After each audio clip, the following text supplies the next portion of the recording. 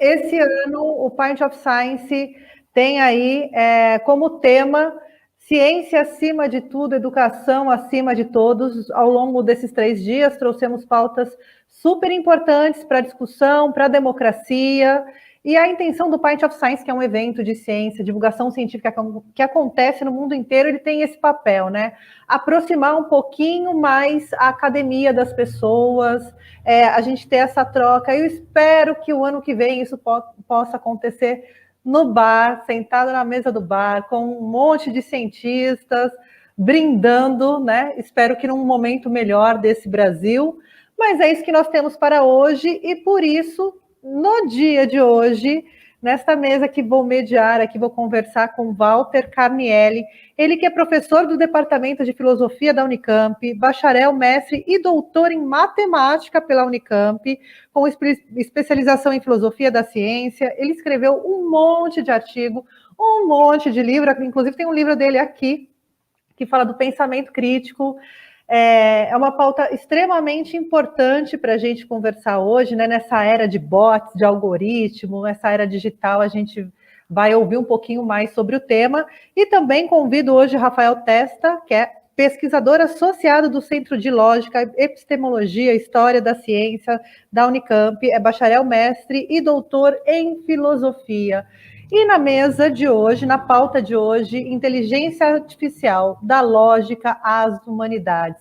A gente vai falar um pouquinho do projeto Ideia Mais, que teve aí recursos do CNPq, né, nessa era de cortes de bolsa, de cortes de incentivo à pesquisa, ter uma bolsa do CNPq para um projeto como esse, né, de democratização digital, é uma prestação de serviço à democracia, no modo geral, né? Mas a gente vai ouvir, eu saio de cena, convido, boa noite, Walter Carnielli, boa noite, Rafael, vou deixar vocês dois na tela, bem-vindos e bom Pint of Science. Microfone agora. Opa, meu. Tainá, muito obrigado pelo convite e pela introdução, né? A gente vai tendo que se acostumar a ligar e desligar o microfone, mas isso acontece sem problema. Ok. Já estamos. Walter, se quiser começar... Bom, o projeto Ideia Mais é uma chance de eu conseguir explicar, né, qual é a relação da inteligência artificial com a lógica e com a filosofia. Que quando a pessoa explicando... Bom, primeiro, antes de começar, se é o Pint of Science, eu vou fazer jus à ideia dos pubs londrinos e vou colocar aqui a minha Pale Ale para acompanhar o Rafael e todo mundo. Saúde a todos. Saúde a todos. A ideia do Pint of Science é exatamente discutir ciência na frente de um bar ou atrás da barra de um bar, né? Porque o bar é barra, né? Em inglês, bar, barra. E os pubs londrinos fazem isso muito bem com comida boa. Na Inglaterra tem comida boa no pub. Que é onde nasceu, inclusive, o Pint of Science, né? Exatamente, o Pint of Science nasceu lá. Então a ideia é falar um pouco sobre tudo. Vou falar, assim, rapidamente sobre o projeto de inteligência artificial. Esse telefone, vê como a inteligência artificial é burra, né? Eu mandei o telefone se calar e ele não se cala, mesmo eu mandando. Então, isso faz parte da nossa conversa aqui. Eu brinco que normalmente quando eu dou essa resposta da relação, eu dou a resposta curta, não é? Que a inteligência artificial é uma área da computação nasceu da lógica é uma área da filosofia, então pronto, a relação é essa, né? A relação... Não, a relação é assim, em curtas palavras, é essa a relação. Só que a ideia, por que o CNPq está no meio disso e o Ministério da Ciência e Tecnologia, Informação e Comunicação, é porque eles acordaram, ou parece que acordaram, de que a inteligência artificial tem que ser alguma coisa estratégica para o país, né? A gente não pode ser um consumidor da inteligência artificial, a gente tem que ser um produtor e um entendedor, tem que saber o que significa, né? E a inteligência artificial já está, muita gente pensa assim, isso é coisa da China, é coisa da Alemanha, da Finlândia, não é não, o mundo inteiro está mergulhado nisso. A gente está governado pelos algoritmos o tempo inteiro, né? O GPS tem muito algoritmo por trás. O spam, o controle de spam da caixa de mensagens do seu e-mail é cheio de redes bayesianas, de inteligência artificial. A escolha que você faz no YouTube, no Facebook, nos streamings de televisão, de filme, Netflix ou Amazon Prime, o que quer que seja, você está sendo direcionado, né? Você está sendo direcionado o tempo inteiro, você tem cada vez menos escolhas. Você entra na Amazon para procurar um livro, você já recebe 50, e assim vai, né? Tudo é assim, não é só isso, é propaganda e tal, até o jornal hoje em dia, Folha de São Paulo, Estado, se você não colocar um browser que elimina a propaganda, ela vai direcionar a propaganda que ela acha que você vai comprar, né? Você é governadíssimo pelos algoritmos. Super ultra. Fora banco, e-comércio, sistema de compra com cartão de crédito, investimento no banco, tudo. Não falha um ponto em que a inteligência artificial não esteja com a rédea na nossa boca. O bridão, como os cavalos fazem. O bridão é aquele negócio que vai na boca do cavalo, que puxa a rédea, o coitado tem que ir para o lado que você quer, senão estraga a boca dele. Nós estamos assim. E aí o Ministério da Ciência e Tecnologia e o CNPq acharam por bem que seria legal abrir uma chamada, e nós abrimos com o nosso grupo chamado Ideia Mais, que é composto pelo Rafael Testa, que está aqui ao nosso lado, pela professora Mariana Matulovici, pela professora Juliana Bueno Soler, da Unicamp, a Mariana é da Unesp de Tupã, Rafael é pós-doc no Centro de Lógica, nesse momento, a Ana Cláudia, que é pós-doc lá em Bauru, e o Luiz Henrique Silvestrini, que é professor na matemática, no Departamento de Matemática em Bauru. Então, e o Flávio Carnielli, que é um cineasta independente, que faz a parte de imagem, arte, etc., faz a coisa ficar mais gostosa, né? É o mestre cuca aí da cozinha do negócio. Todo mundo ajuda em tudo um pouco. Bom, então, esse é o motivo pela qual a gente tem esse projeto chamado Inteligência Artificial da Lógica às Humanidades. E por que ele vai da lógica até as humanidades? É porque a inteligência artificial não é só uma questão de algoritmos. Os algoritmos são infernais, mas não é só algoritmo. A inteligência artificial envolve questões éticas, muito importante. Quem vai perder emprego?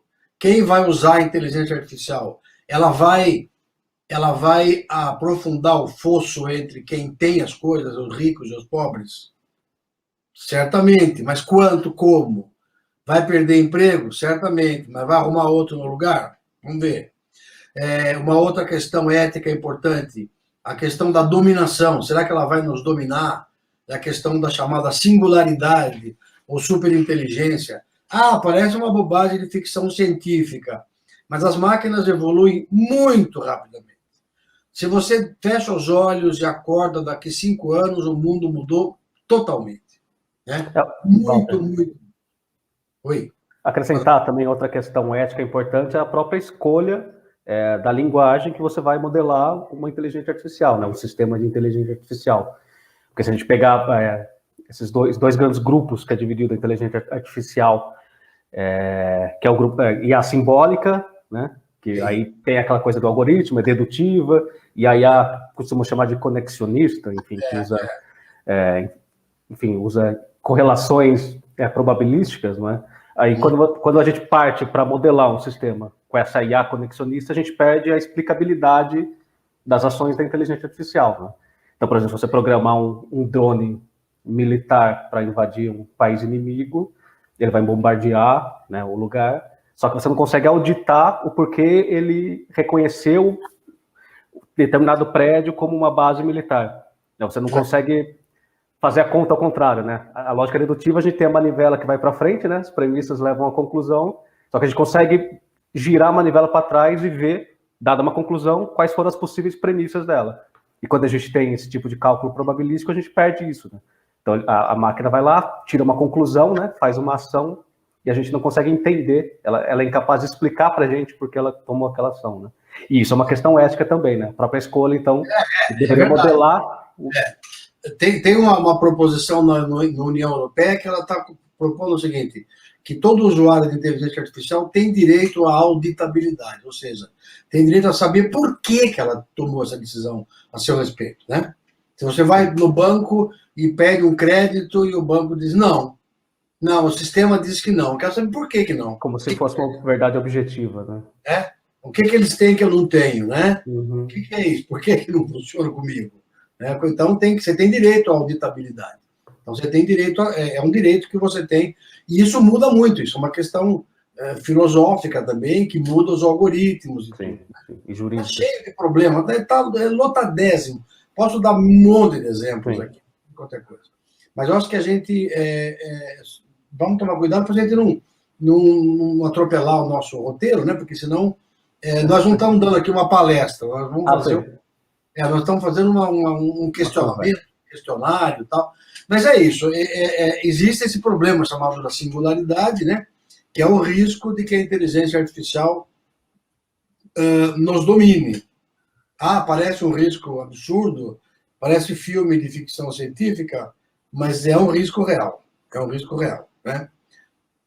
Eles podem, não só no drone, nos matar, porque, sei lá, inventou de que gente com óculos sem aro, que nem o meu, tem que levar tiro mais rápido, vai saber. Ou não, né? Ou de barba preta, tal. E isso pode acontecer, mas pode acontecer também que as máquinas tomarem o poder num futuro muito distante, né? Ou não tão distante assim, tomarem o poder e aí alguém perguntar para a máquina: qual é a melhor maneira de dar felicidade para o mundo? Ela diz: matando todos os humanos. Eles é que causam infelicidade. E aí? Como é que fica? Sim. Você pode decidir. E é uma resposta racional. Sim. Quem causa a infelicidade do mundo parece que somos nós próprios. Sim. No próprio livro do Asimov, né? Acho que Tem um livro do Asimov que eu não lembro qual que é, não sei se é o Eu, Robô, que eles programam um robô para tomar conta da humanidade, né? Para cuidar da humanidade, e ela começa a atacar os humanos. E fala, não, nos meus cálculos, a melhor maneira de cuidar da humanidade é controlando vocês, é escravizando vocês, para que vocês não se matem, né? Exatamente. Como é que você vai depois discutir com um negócio desse, né? Sim. Então, por isso, eu estou explicando isso para mostrar por que o nosso projeto chama da lógica às humanidades, porque percorre a inteligência artificial, a questão dos algoritmos e tudo, ela percorre uma gama inteira, que vai da matemática até a filosofia. Na verdade, é tudo misturado, né? Uma das coisas interessantes de uma conversa como essa do Python of Science e tal, é você entender que não existe divisão em caixinhas da ciência. Onde começa a física, acaba a matemática, onde começa a matemática e acaba a lógica, onde acaba a lógica e começa a filosofia. É muito difícil saber exatamente, é tudo muito misturado, uma coisa influi na outra, a outra influi na uma. A própria medicina, você apresentou uma palestra pela Ideia Mais, numa faculdade de odontologia, e explicou também essa aplicação da inteligência artificial para diagnósticos médicos? Expliquei isso aí, e eu expliquei uma questão interessante, deu um exemplo que me ocorreu, que eu acho que é bem legal, e os médicos, os dentistas, pessoal de pós-graduação de odontologia, gostaram muito. Eles disseram, mas como é que é esse negócio de que a correlação não é causa e efeito, exatamente de onde surge? Eu falei, vou dar um exemplo concreto. Suponha que a gente faça uma pesquisa na população inteira e imagine o seguinte, pergunte assim, você de vez em quando escova o dente com a mão contrária, tipo, mão esquerda se você for destro e mão direita se você for canhoto? Algumas pessoas fazem isso. Eu faço de vez em quando, porque eu ouvi dizer que é bom, e não sei o quê, que é engraçado, que treina a musculatura, sei lá, bobagem. Por uma razão ou por outra, muita gente faz isso. E suponha que uma correlação estatística apareça no seguinte sentido. Quem escova o dente com a mão com a mão que não é usual, tem uma porcentagem menor de cáries. Suponha que o programa dê isso para você. Fala, que legal, que interessante, eu não tinha pensado nisso, nem eles tinham pensado. Agora, eu pergunto o seguinte, isso é uma lei geral, isso é um diagnóstico, é uma recomendação. Eu vou lá, o Ministério da Saúde vai mandar recomendamos a todos escovar o dedo com a mão errada? Não sei. É uma pista. Agora, isso não é causa e efeito, isso não tem explicação. O que está faltando nesse tipo de coisa? Está faltando você explicar por quê. Um dentista poderá propor uma explicação, né? Olha, acontece que quando você escova com a mão contrária, você atinge interstícios dentais que você não tinha atingido antes. Então, você escova melhor porque você atinge um buraquinho do dente que com aquela outra mão você estava viciado e não estava chegando. Pode ser, mas será que é isso? Isso é uma possível explicação. Antes de ter uma explicação... Essa explicação a máquina não consegue dar. Não, a máquina não consegue dar, ela não conhece dente, ela não conhece gente, ela não sabe que as pessoas são preguiçosas, ela não sabe que as pessoas não acreditam. O ser humano é um mistério para a máquina. A máquina não é extraterrestre. Ela não nos conhece. Não, nós também não conhecemos a máquina. Porque nós não sabemos como que ela chega, que ela tira certas conclusões. Ela também não nos conhece. Mas então, antes de você dar uma explicação, você tem que ter uma relação de causa e efeito. A causa de ter menos cáries é porque a escova pega buraquinho do dente que não pegava. É possível isso? É possível. Está correto? Não sei se está correto. Agora tem que virar ciência. Tem que ser experimental, tem que fazer a reprodução do experimento duplo cego, etc, etc, etc. O método científico, lá do mesmo lugar que saiu o Pint of Science, que é a Royal Academy of Science de Londres, a qual pertencia Isaac Newton, por exemplo, né? É uma campeã, depois Bacon, é uma campeã de ter colocado a ciência em primeiro lugar. Né? Os cânones da Royal Academy of Science eram: tem um experimento? Experimente. Achou alguma coisa? Anote. Publique, para que seja reprodutível, para que outras pessoas possam reproduzir. Se fizesse assim com a cloroquina, a gente não estava nesse buraco que está nessa CPI, de circo, fazendo todo o aparato circense, porque teriam usado o método científico. Ninguém usou o método. Tentaram usar um pouco aqui, um pouco ali, mas houve todo o negacionismo, né? E aí, a cloroquina cai naquela falácia, né? Na cloroquina cai aquela falácia, muito bem apresentada no seu livro, que tem um nome em latim bonito, post hoc, ergo propter hoc. Exato. Depois disso, então, aquilo. Ou seja, a pessoa fala, ficou doente e tomou cloroquina e melhorou. Isso. Portanto, ela melhorou porque tomou a cloroquina. Mas essa é uma correlação errada, né? Hoje a ciência até prova que, não, melhorou apesar de ter tomado a cloroquina. A chance de melhorar seria maior se não tivesse tomado. Ficou doente, tomou água, melhorou. Só faltava ficar com Covid e sem tomar água ainda. Aí sim, morria. Então, assim, pós-rock, o próprio rock. Quer dizer, por causa daquilo, após aquilo, então foi a causa daquilo. Né? É um erro. Pode ser, mas pode não ser também. Né? Não é para ter uma atitude cética. Né? Nessa hora tem que ter uma atitude cética. Quer dizer, suspender o juízo. O ceticismo não é desacreditar de tudo. É não acreditar em nada sem ter razões para isso. Então, voltando à inteligência artificial, você meio que já está respondendo uma pergunta que provavelmente farão, né? Se elas vão substituir os humanos em tudo, nos empregos no futuro. E para a ciência a resposta é não, né? Ela pode ser uma bela ferramenta para você fazer ciência, mas ela nunca em si vai fazer ciência porque ela não consegue perceber a causalidade, essa relação causa-efeito. A não ser que nós, seres humanos, deleguemos à máquina o poder de fazer tudo e aceitemos as correlações como verdades científicas. Aí nós estaremos perdidos. Né? Aí nós estaremos perdidos. Quer dizer, isso pode acontecer porque já tem gente pregando isso. Já tem gente dizendo o seguinte: eu vi uma entrevista, eu li sobre uma entrevista de um executivo da Google que disse o seguinte: para que modelo? Não precisa mais de modelo. A gente roda o algoritmo. Né? Esse tipo de coisa no executivo da Google é muito perigoso. Porque esses caras têm um grande poder no mundo. As Big Techs têm um grande poder no mundo, né? Google, IBM, Amazon, Tesla, sei lá, o Elon Musk, esse povo todo, eles têm um grande poder de convencimento, um grande poder de... Eles são quase semideuses do Olimpo hoje em dia, né? E eles que detêm as ferramentas, né? É muito perigoso quando um executivo da Google fala, não precisa mais de modelo, para que perder tempo? Para que perder tempo com metafísica? O que é metafísica? Metafísica é causa e efeito. Isso é metafísica. Metafísica é explicação. Metafísica e epistemologia junto é a questão da evidência. Tem evidências favoráveis para uma coisa e evidências favoráveis para outra. Eu tenho que pesar isso aí. Quer dizer, há milhares de anos que os cientistas falam isso. Né? Sexto Empírico, o grande filósofo Sexto Empírico, o produtor do ceticismo, já dizia há muito tempo, olha, ele até escreveu vários livros contra os gramáticos, contra os matemáticos, contra os retóricos, contra isso, contra aquilo, contra os músicos. Contra no seguinte sentido, acalmem-se.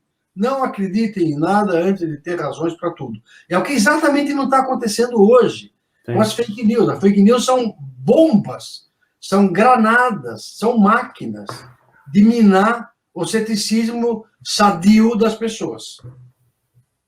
O cara recebe uma coisa, aquilo concorda com o que ele acha sobre o Bolsonaro, ou contra o Bolsonaro, ou a favor do Lula. Não pensa que é só a direita que faz fake news, não. O PT fez fake news. Claro. O PT promoveu fake news. Se é que o PT é esquerda, né? Se é que o bolsonarismo é direita. Bom, o bolsonarismo é direita. Isso não tem dúvida.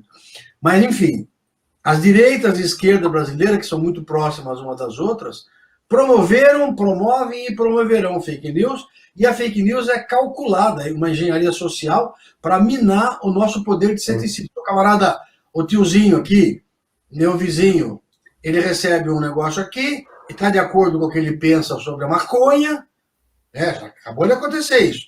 Ah, não, a maconha vai ser liberada? Ah, só vai ter viciado no país. Pronto, ele manda aquilo para frente, para um grupo de amigos, o grupo de amigos manda para o outro, e etc, etc. Né? O Fabiano Dorini perguntou, algoritmos, herói ou vilão? E, bem lembrado, né? Os algoritmos, reforçam, né, essa nosso viés cognitivo de dar maior atenção àquelas crenças, àquelas opiniões, enfim, que já reforçam aquilo que a gente já pensava, né? Então, o algoritmo é uma máquina de entrincheirar velhas opiniões. O algoritmo é como um martelo, Fabiano. O martelo é ótimo para o prego, mas quando ele martela meu dedo, eu acho que ele é péssimo, ele é um vilão. Ele é herói porque ele faz o prego entrar na madeira, e ele é vilão porque ele martela meu dedo. O problema é saber conduzir. O algoritmo é uma ferramenta matemática linda, maravilhosa, né? Depende do que você faz com ele, né? Sabe? Depende do que você faz com ele. Né? Samuel Galego, medo de começar com a IA e acabar em Matrix. Piada à parte, concordo que não dá para levar ciência apenas na caixinha de especialização, recuperar o conceito de totalidade fundamental, claro. Isso é justamente a ideia do projeto. A ciência é um empreendimento humano inteiro. A ciência está na base, é consequência, e quase que é causa também, da racionalidade humana. A racionalidade humana é maior que a lógica, é maior que a matemática, é maior que a probabilidade, é maior que a teoria dos jogos, é maior que a física, é maior que a física quântica, ela engloba tudo. Né? Ela engloba tudo. Então, eu diria assim que o conceito de ser humano tem muito a ver com ser racional, nesse sentido, desde os gregos, no sentido de estudar o logos, né? Por isso que o logos, o discurso e a lógica estão muito ligados. O nosso discurso é muito importante, é muito racional, ele dá origem à ciência, e, de fato, a gente tem que ter pensar holisticamente nesse sentido. Não dá para fazer especializações com caixinhas. Você comentou do ser humano, um ser racional. É que eu olhei para trás, que eu tenho um livro aqui, acho que é Dan Ariely, que chama Previsivelmente Irracionais. Não apenas somos racionais, mas somos previsivelmente irracionais, né? E a gente consegue modelar também essa irracionalidade, né? Aliás, a teoria dos jogos, começou estudando isso. Como é que você consegue mentir bem no jogo de pôquer? Como é que é a lógica da mentira no pôquer, né? A lógica da mentira. Não é mentir ali loucamente, assim. Alguns podem até mentir loucamente, vão perder, né? Lógico. Ganha um pouco e depois perde. Então, um jogador bom, ele tem uma grande sacada, uma racionalidade, né? Tem mais uma pergunta do Fabiano. Graduação de Ciências Cartográficas hoje, um dos cursos mais modernos envolvidos com IA? Olha, é difícil dizer se é um dos mais, todos estão envolvidos. Veja bem, biologia. Olha, os caras fazem experimentos de biologia dentro da máquina hoje em dia. Eles fazem crescimento de moléculas, etc., de teste de medicamento. De medicamento dentro de máquina, está envolvido com modelo, né? Então, biologia é um super campo. A física, se você tiver um computador quântico, por exemplo, muito potente, você não precisa nem fazer experimento, não precisa nem explodir bomba mais. Você constrói uma bomba atômica dentro do computador quântico. Então, a matemática é a minha área de amor e paixão. A matemática, hoje em dia, usa muito a inteligência artificial. Mas como assim? A inteligência artificial vem da matemática e a matemática usa? Sim, é uma relação de feedback positivo. Uma influi a outra influi a uma. Né? Alguns teoremas muito difíceis de matemática hoje em dia só conseguem ser verificados dentro da máquina. Não é possível. Dá um exemplo. O exemplo é o teorema do Kepler, das balas de canhão, né? O Kepler propôs isso em 1800 e tanto, que a melhor maneira de empilhar laranjas ou bala de canhão seria aquela maneira que as pessoas fazem na feira, assim, uma pirâmide, assim, né? Embaixo, coloca a laranja ali no buraquinho 4, 3, 2, 1. Tá. A pergunta dele é o seguinte: essa é a melhor maneira? É a maneira que usa menos espaço? Parece que é óbvio. Ou será que se eu puser uma em pezinho em cima da outra, uma parede segurando, é melhor e tal? Qual é a maneira que mais densamente empacota laranja ou bala de canhão? Bom, a maneira é essa que os feirantes empilham laranja, tomate e tudo isso. Agora, como é que você demonstra isso? Como é que você demonstra isso? A demonstração foi feita por 2 matemáticos, levou 14 anos para os outros matemáticos nas revistas especializadas decidirem se estava bem ou não, e nunca tinha certeza. Nossa, esse review demorou, hein? Demorou. Você viu? Você reclama que o referee report demora 8 meses? 14 anos, 14 anos. Aí o cara não teve outra saída. Ele próprio bolou um programa, né, um programa de computador que verificava a prova dele. E o programa verificou. Verificou e estava correto. Quer dizer, nós estamos agora assim, você perguntou o rapaz perguntou sobre a área de ciência cartográfica, exatamente. Ela é uma das que usa muito, mas eu estou dizendo que outras usam também tanto. Não dá para dizer quem não usa, tá? Teve uma palestra que você citou também, falou daquele GPT-3, que escreveu um artigo jornalístico. O GPT-3 é um negócio engraçadíssimo. É a maior rede neural conhecida até hoje. O que ele é? Ele faz o seguinte, ele foi colocado pelo Elon Musk lá, gastou uma fortuna para fazer um sistema de rede neural muito sofisticado, que é especializado em linguagem. Ele não faz conta, ele não calcula nada. Ele só pensa linguisticamente, né? Então, o que ele é capaz de fazer? Ele é capaz de fazer o seguinte, ele é capaz de, você pergunta para ele o seguinte, olha, GPT-3 significa não sei o que, transformer, não sei o que, uma tecnologia chamada transformer, né? Generative Pre-Training Transformer. Generative Pre-Training Transformer. É um pré-treinado, é um gerador pré-treinado baseado na tecnologia de Transformer número 3, porque era a terceira versão. O cara gastou uma fortuna em calcular para fazer esse troço. E o que o negócio faz?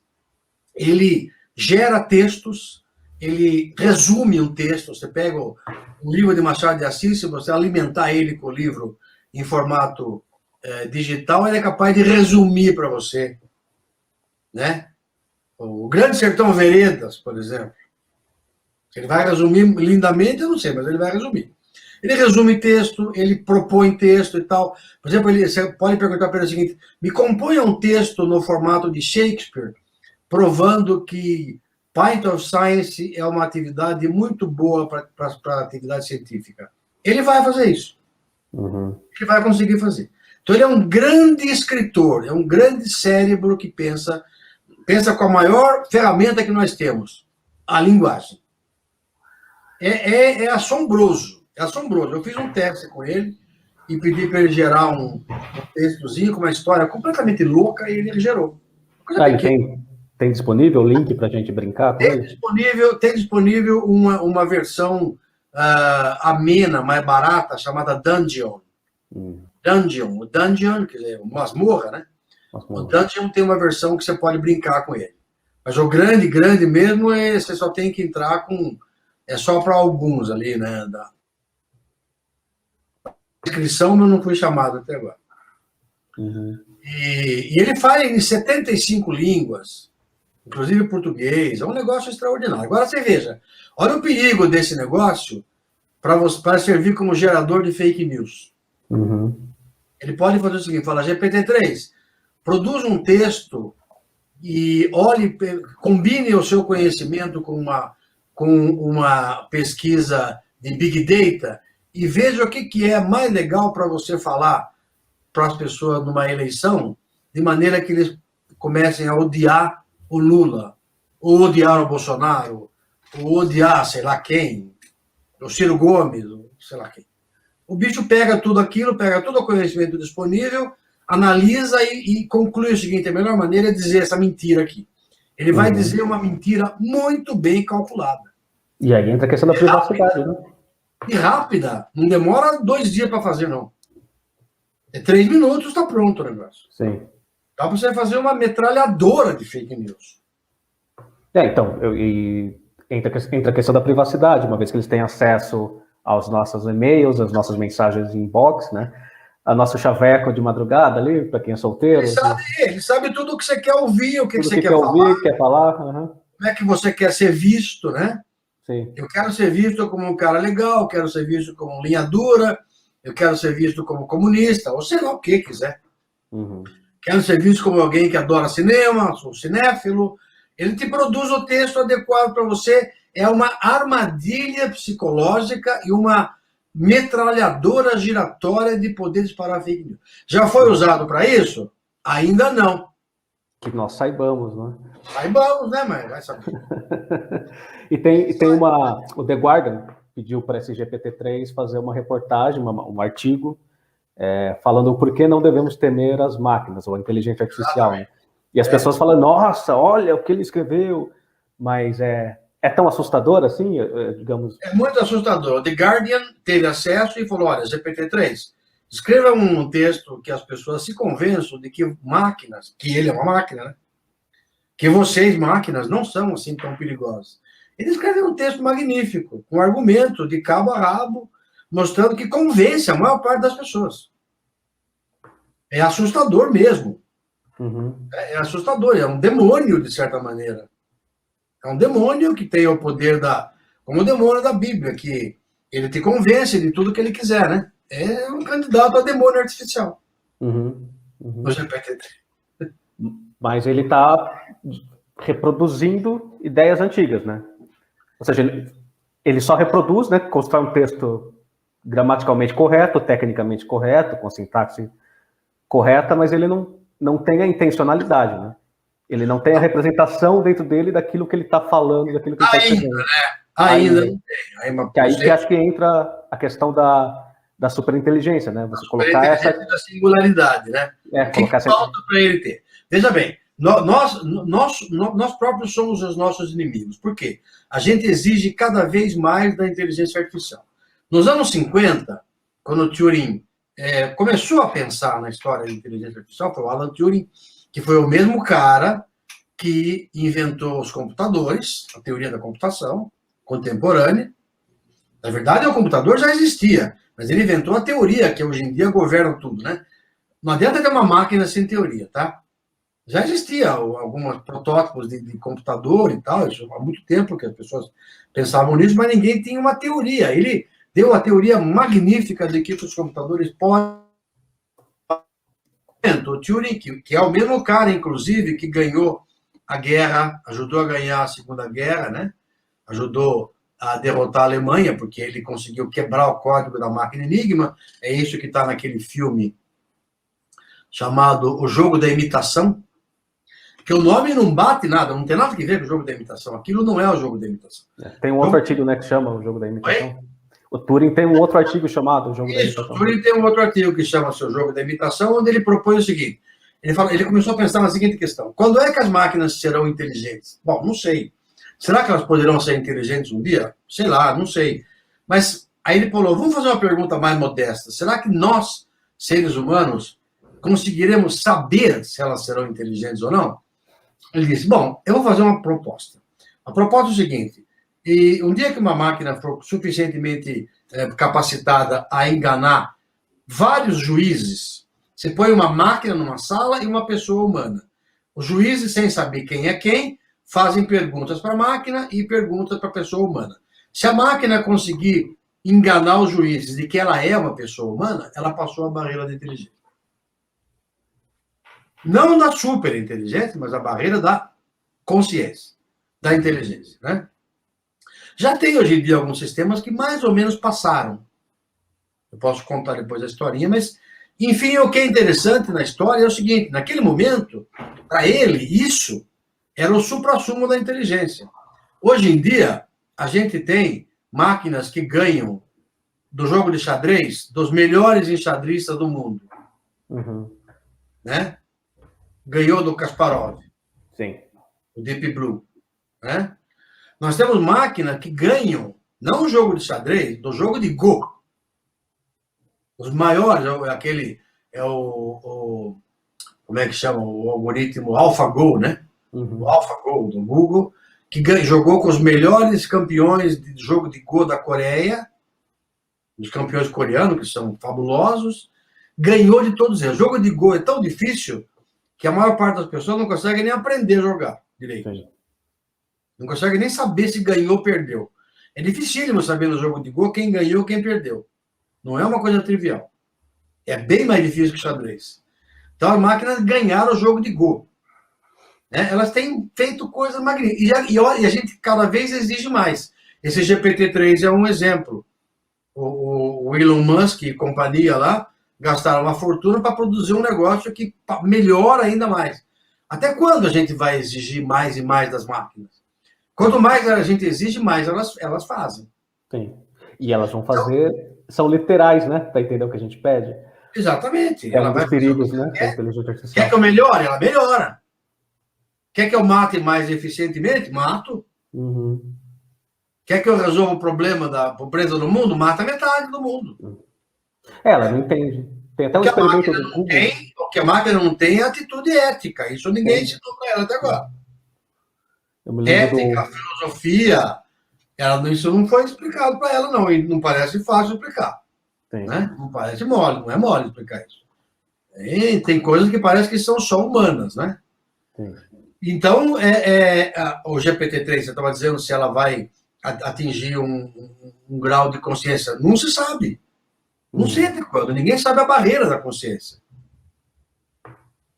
Fizeram um experimento com computadores daquele negócio nem vou explicar mais ou menos, que é uma coisa meio complicada.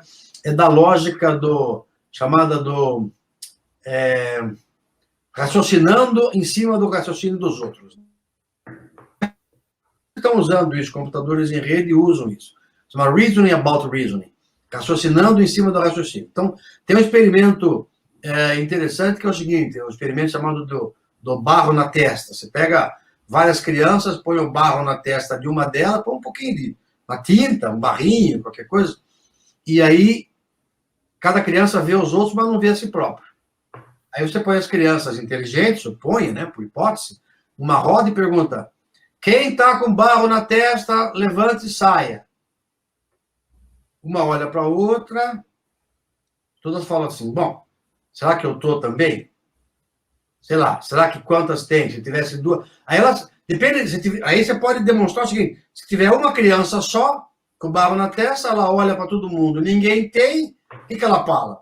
Sou eu. Sou eu, com certeza. Levanta e sai. Se tiver 2 crianças com barro na testa, ela olha, vê uma, ela fala, será que eu tô também?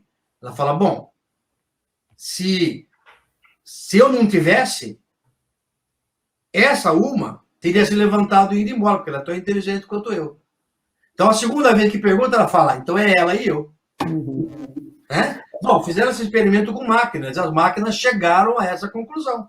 Ou seja, isso aconteceu. A máquina entendeu o raciocínio. Entendeu o raciocínio e começou a ter uma certa consciência do eu. Entendi. Sono io, sporco. Um certo eu ali, né? Tô eu que tô sujo. Né?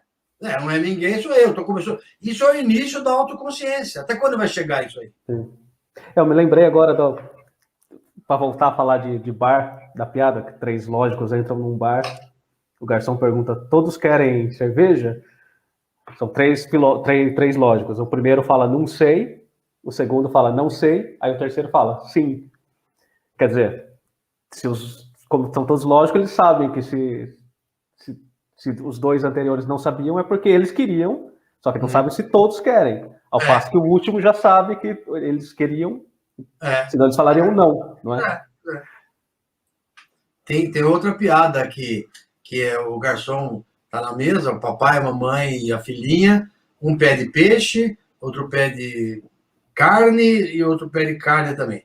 Aí o garçom chega lá e fala o seguinte, quem pediu carne? Eu. Quem mais? Tá. Aí o terceiro, o pai fala assim, a minha filha pediu peixe. O garçom fala assim, não precisa, senhor. Isso é questão de lógica. Eu já sei quem pediu peixe. Eu já sei quem pediu peixe. Carne é para uma, carne para outra, peixe é para aquele que sobra. Olha, isso não é trivial, esse tipo de argumento. Até que a máquina faça isso sozinha, né? Entender sozinha. Ela vai fazer, né? Walter, a gente tem menos de 15 minutos para encerrar. Eu acho que vai ter perguntas, eu não sei. Talvez a gente já embrulhar o papo, voltar a falar do nosso projeto, Ideia Mais. Ou seja, tudo isso que a gente conversou agora, como é que entra no projeto, né? Os cursos que demos. O que a gente tem no projeto? Eu vou falar dos 5 módulos que a gente tem lá. O primeiro módulo é um módulo onde a gente coloca pensamento crítico e criatividade. Por que isso tem a ver com inteligência artificial? Porque sem pensamento crítico, a gente está vendo agora, né? Sem você ter uma atitude crítica, a inteligência artificial não serve para nada. Igual você ter um martelo e não sabe como usar o martelo. Ou ter um helicóptero e não sabe da partida. Ter a correlação e não achar a causalidade ali dentro. Não acha nada. Então, você tem que ter uma noção crítica muito forte, porque a inteligência artificial pede isso. Tanto para fabricar, como para limitar. Para tudo. Para tudo você tem que ter um pensamento crítico, uma racionalidade. Você também tem que ter a criatividade, porque sem criatividade não tem inteligência artificial. É você que está junto com a máquina trabalhando. Então, nosso primeiro módulo é inteligência artificial, raciocínio crítico e criatividade. O segundo módulo são as questões éticas, socioéticas, né? O problema do desemprego vai ter, como vai ser. Será que a inteligência artificial, por exemplo, o Watson da IBM é um grande sistema que diz que faz o papel de uma junta médica. Ele é capaz de saber se você vai ter Alzheimer, dando os seus testes, os seus exames, se você vai ter Alzheimer, se você tem probabilidade de ter câncer no fígado, se você vai ficar careca, etc. Ele sabe um monte de você. É uma junta médica que, pedindo os exames adequados, ele te dá um perfil da sua vida. Tanto que aconteceu que a Angelina Jolie, não foi? Que fez uma cirurgia de mutilação nos seios, porque ela verificou, ela não usou esse da IBM, mas só para ter uma ideia, ela fez um exame genético que diz que ela tem a tendência, ela resolveu se mutilar antes. Certo ou errado, não sei. Decisão dela, mas olha só onde chega. Né? Mas esse Watson da IBM é super, super, super ultra, né? Agora, a pergunta é, quem que vai usar, quem que vai ter acesso a esse Dr. Watson da IBM? Será que toda a população da Índia, do Paquistão, da África, da América Latina, ou a população pobre dos Estados Unidos, os caras que moram em barraca em Los Angeles, 70 mil pessoas que moram em barraca em Los Angeles, eles vão ter acesso ao Dr. Watson, ou é só a classe média alta? Né? Então, para quem que a inteligência artificial é? Cada vez mais, a inteligência artificial é mais uma tecnologia. A gente viu na história da humanidade que cada vez que uma tecnologia aparece, aumenta-se a desigualdade social. Sim. Começou com a agricultura. Antes da agricultura era todo mundo mais ou menos igual. A agricultura começou a separar os ricos dos pobres, os senhores feudais dos súditos. Depois, aí a coisa vai longe, mas chega na Revolução Industrial. Quem tinha máquina a vapor era mais rico do que quem não tinha nada. A Inglaterra dominou o mundo porque a Revolução Industrial aconteceu lá. Né? E isso vai indo cada vez mais. O que acontece? A inteligência artificial não vai ser diferente. A inteligência artificial é mais uma tecnologia que vai aumentar o fosso entre ricos e pobres. Podemos até dar uma aplicação prática, né? O uso da inteligência artificial, desses robôs, para apostar na bolsa de valores, por exemplo. Tá cheio de coisa assim, tá cheio de tudo. Hoje em dia, os programas que apostam na bolsa, que fazem day trade, eles usam inteligência artificial total. Você só perde. Sim. Você só perde se você... Não só para apostar, como para movimentar, né? Movimenta, para jogar. Você não consegue jogar. A hora que você, ser humano, vai vender as suas ações, as suas opções, ou comprar, já compraram tudo, já venderam tudo. Sim. A hora que, é como assim, ó, o dólar baixou, eu vou vender meus dólares. Quando você for vender, já subiu de novo. Ou sei lá, ao contrário. Ou para vender sem que percebam que você está vendendo, né? Vender pontualmente. É muito rápido. Então, o nosso segundo módulo é sobre as questões éticas, né? Socioéticas. Um terceiro módulo é sobre como montar robô. Né? Como realmente ir lá montar o robôzinho. O Rafael tem um exemplo, o Rafael conseguiu montar lindamente os dele, eu não consegui montar bem os meus dele. Robótica é um ramo da inteligência artificial, olha só, e funciona bem. Você programa esse carrinho autônomo, ele é lindo. E usei para dar aula de ética. Ele usou para dar aula de ética, o carrinho que atropela e tal, as pessoas, como é que ele faz, quem é o culpado, quem não é. Né? Dilemas éticos, sim. Um quarto ponto era um experimento sobre como usar um pouco de matemática, chamada lógica difusa, o fuzzy logic, matemática fuzzy, para brincar um pouquinho com as fake news, como filtrar fake news usando essa lógica. Então, porque vai dar lógica às humanidades. E um quinto ponto, que o Rafael e eu nos dedicamos, fizemos uma curadoria do que tem disponível na rede, hoje em dia, né, na rede da internet, sobre coisas de inteligência artificial que são grátis. Quer dizer, inteligência artificial sem custo, né? E tem muita coisa boa. Aonde que tem coisa boa? A IBM oferece cursos, está bem escondido lá, está em inglês de vez em quando, você não acha direito, mas tem curso bacana de machine learning, de aprendizado de máquina, de big data, de reconhecimento de imagens, de redes neurais, e etc. A Udemy tem um curso sim, o Coursera tem cursos grátis, a Universidade de Stanford tem cursos grátis, o MIT tem, Microsoft tem. Então tem um monte de coisa, um monte de recursos para você aprender inteligência artificial na rede, gratuitamente, inclusive no Brasil.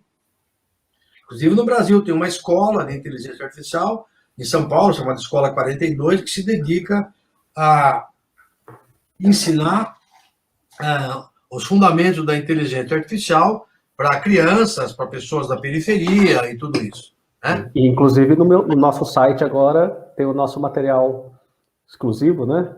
Tem o nosso material lá também, original. Que é um material de aprendizado. Tudo funciona como aprendizado. Então, a gente está fazendo um trabalho que a gente julga assim, bem honesto e legal, disseminando, popularizando, desmistificando e alertando as pessoas para o negócio. Então, eu aí falo, não sei se estou falando muito, se já passou o tempo, como é que está? Não. Tá, mas é isso, é a ideia de que a gente, o nosso projeto está com a melhor das intenções, tem uma porção de material bacana no nosso site, né? E Bastante de todas as maneiras, de todos os matizes diferentes, né? De vários matizes mais filosóficos, mais técnicos, mais técnico, robótico, de usar a maquininha, de montar um negócio. Tem cursos de horas e horas. A professora Mariana Matulovic tem um curso lá de 3 ou 4 horas sobre plataforma, como programar o robô e tal. É uma belíssima introdução. O Arduino é uma plataforma das mais baratas e universais, de muita qualidade. E de fonte aberta, né? Então, de código open aberto. Source. Código aberto. De código aberto e barato, no sentido que os componentes custam muito pouco, tal, diferente de outros que são muito caros, aí não é para todo mundo comprar. Então, uma criança, um pai que quer comprar para a criança começar a brincar, é o preço de um presente de aniversário, até muito menos. Será, não sei quanto exatamente, mas com R$500 você começa a comprar umas brincadeiras para você fazer, não é nada, não precisa de R$10.000, né? Então é isso, eu agora acho que estou falando bastante, passo a palavra para a Tainã, que é a nossa moderadora número 1, e ela achou que poderá...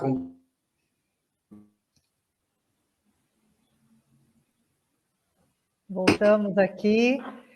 Walter, mais uma vez, é um prazer imenso tê-lo aqui no Pint of Science. Rafael, obrigado. Eu queria fazer perguntas aí sobre Ideia Mais, né? Nós ainda não temos políticas públicas, nada voltado ali para as escolas, né? Vocês também capacitam professores para ensinar, né? A trabalhar todas essas questões que vocês colocaram aqui. É claro que neste mundo 4.0 que nós vivemos, cada vez mais essa pauta transversal e multidisciplinar terá que se fazer presente aí nas escolas de ensino básico, né? Para que a gente tenha aí profissionais na área de lógica, profissionais na área de tecnologia, cada vez mais capacitados, né? E como que funciona o Ideia Mais? Os cursos estão disponíveis, as escolas podem procurar a equipe do Ideia Mais para palestra, para cursos? Como que funciona? Pode sim, a gente já tem atendido várias escolas e tal, grupos de professores. Em geral, o que mais a gente atende, por exemplo, um grupo de professores, sei lá, da região de Adamantina, digamos, uma cidade que aconteceu no estado de São Paulo, e um grupo de 40 escolas na região de Adamantina, porque o nosso projeto ele tenta atender mais o estado de São Paulo, mas a gente atende outras coisas também. Só o estado de São Paulo é muito grande. É um negócio do tamanho da Espanha, né? É um país, né? O estado de São Paulo é um país, tanto em poder econômico, quanto em pessoas, em população, em municípios, em extensão. Então, só o estado de São Paulo já é muito, mas a gente atende em outros lugares também. Até na África a gente fez uma entrevista, em Moçambique, tudo, atendemos, né, o que a gente consegue. O que a gente faz, em geral, é conseguir um grupo de professores, 100 professores, 90, 100 professores, de escolas públicas que venha, e a gente até consegue dividir em ciências humanas, ciências biológicas, ciências exatas, e dar um pouquinho para cada um do que a gente acha que pode ser uma introdução, e é bem uma introdução mesmo, é uma introdução número 0. É o mínimo que os caras conseguem fazer, e a gente incentiva um pouco essa cultura chamada cultura maker, né? Que é o cara seguinte, compra, faz e faz você próprio. Você não precisa contratar um profissional para fazer, você não precisa chamar um pedreiro não precisa chamar um encanador para desentupir a sua torneira, você mesmo consegue abrir a torneira e fazer, sei lá. Sim. Faça você próprio, com tudo, né? Faz as suas coisas. Não precisa chamar profissionais para tudo. Então, e de replicar também, né? Os próprios professores conseguirem replicar isso aos colegas. Isso eles mostram para as crianças. A criança aprende rápido. Criança não tem barreira. Criança não tem medo, nem tem barreira. Quem tem barreira são os adultos, né? Então, a gente costuma fazer isso. A gente só não pode atender coisa muito pequena. Por exemplo, um negócio com 20 professores é pouco. A gente tem que otimizar o nosso... Como bons matemáticos que somos, a gente quer otimizar os nossos resultados, né? Tirar o máximo proveito da nossa energia. Nós temos tempo limitado energia limitada. Fazemos o possível com ela. Mas claro que todo o material está no site, qualquer professor, qualquer pessoa interessada pode acessar, pode usar o material. Eu converso com pessoas, tem pessoas que me escrevem o e-mail, eu sou diretora de uma escola em Minas Gerais, posso conversar com você um pouco? Só posso telefonar? Tudo bem, eu gasto 40 minutos conversando com a professora, e ela entende, vai no site, eu indico, olha, faça isso, pegue assim, pega esse roteiro aqui. Ah, que legal, funcionou. Então, é um incentivo, é um belíssimo programa. Eu acho que é um belíssimo programa. Pena que o projeto vai terminar agora em junho, né?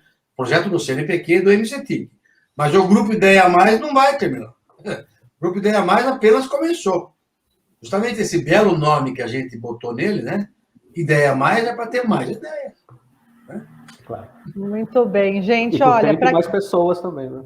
Mais ideias e mais gente. Claro. Vamos formar uma grande rede aí para democratizar o acesso. É muito importante falar que do software livre também, que hoje há opções. Quando se fala de tecnologia, parece uma coisa ainda tão distante da maior parte da população, uma coisa tão cara, tão inacessível.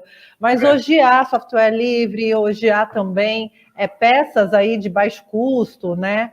Que você consegue fazer uma programação básica, enfim. Hoje está um pouquinho mais acessível, óbvio que nós temos muitas coisas ainda para discutir de acesso no Brasil, mas hoje não é tão inalcançável a tecnologia, né? Hoje é possível fazer. Bom, para você que está aí nos assistindo, tem o site aí do Ideia Mais, também tem o Instagram, @ideia_mais. Você pode encontrar mais informações, conhecer um pouquinho mais do trabalho do Walter, do Rafael e de tantos outros profissionais que estão envolvidos aí com esse projeto.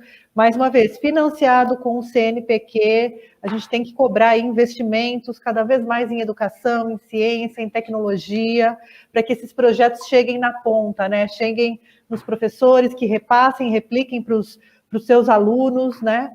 E que a gente tenha cada vez mais acesso. Também tem o canal do YouTube, tem os vídeos lá no YouTube, né, Walter? Foi gravado aí por um cineasta, então tem um material bem bonito para que vocês possam acessar. Eu já dei o @ do Ideia Mais, tem o @ também do Walter, que é Carniele, @CarnieleWalter com W, e tem o @TestaRafael. A gente vai deixar depois tudo linkado aqui no vídeo para que você possa segui-los. Quem sabe o seu algoritmo encontra o algoritmo deles aí. E vocês troquem as experiências sobre tecnologia. Já quero agradecer muito, obrigada por essa participação. Que o ano que vem a gente possa estar presencialmente. Brindando. Assim seja. Que assim seja. Saúde, obrigada, boa noite. Saúde. Rafael, Tainá, muito obrigado pela companhia. Obrigado a todos que nos ouviram e viram, perguntaram, reagiram. Estou muito satisfeito com isso. Então, não ao negacionismo. Vamos usar o não há equivale a. Vamos negar o negacionismo. Negação da negação. Negação da negação. Negação da negação. Boa noite, gente. Boa noite. Boa noite, gente. Obrigada.